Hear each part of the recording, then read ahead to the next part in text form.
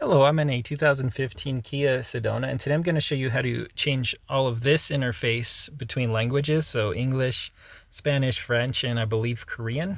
So first you want to start the vehicle, and then wait for it all to load.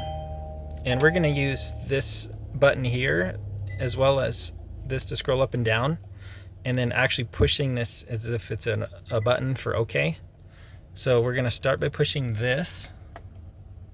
Push it again, and now I'm gonna go up and down with this till we get to other features, and we'll hit the OK.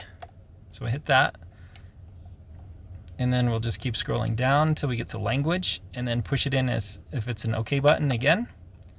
And then here you can switch between whichever language you want, and as soon as you select it with that OK button again, it just auto changes everything.